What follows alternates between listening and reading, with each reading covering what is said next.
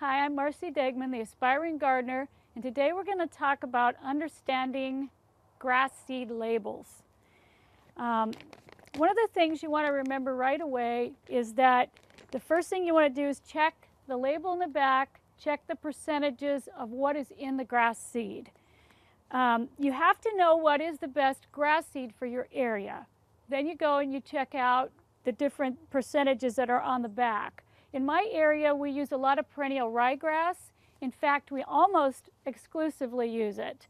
So I'll find a grass seed that has a mixture of different ones. Usually they'll do that because they have different attributes. They might be a little greener than the other, different things. But perennial ryegrass is what we use in the western part of the United States. And I will go down and check for nearly all perennial ryegrass.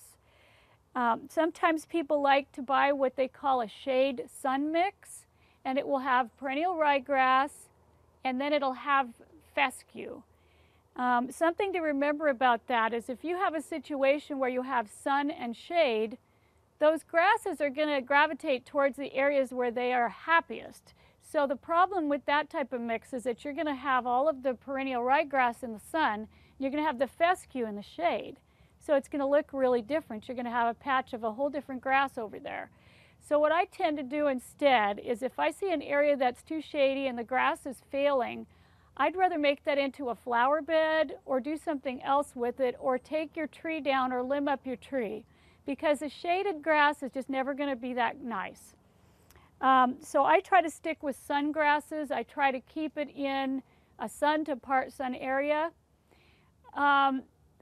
One of the grasses that you absolutely want to avoid are annual ryegrass. Sometimes people get mixed up between the two. That's the one that they like to use in golf courses that they cut really, really short, and they take care of it and they baby it. And the reason they like that is because it reseeds at a very short level, so they can continue to, it'll reseed each year and they'll continue to have a lawn. But if you want to have it in yours, it's going to scape all over your garden, and it's going to leave bare patches during the dormant times. So what you want to do is never introduce that to your garden. Always stick with perennial grasses.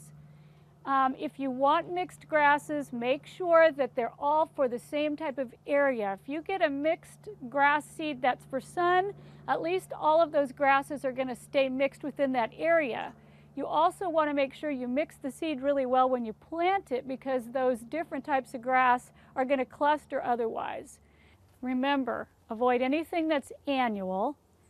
Avoid any seed that has a percentage next to weed seed, because you'll have a lot of weeds from the very beginning and you'll get weeds later. You don't need to start with weeds.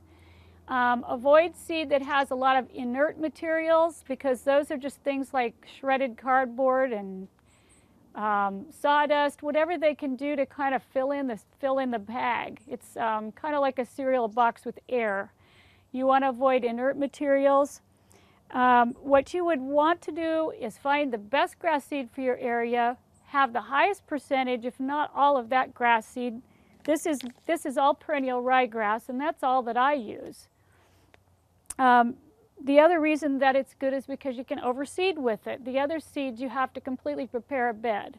So this is why I use it. I avoid things that say sunshade, because I prefer to just keep all of my grass in one area that's for sun. So read your label before you buy your grass seed, and you'll have a lot better lawn.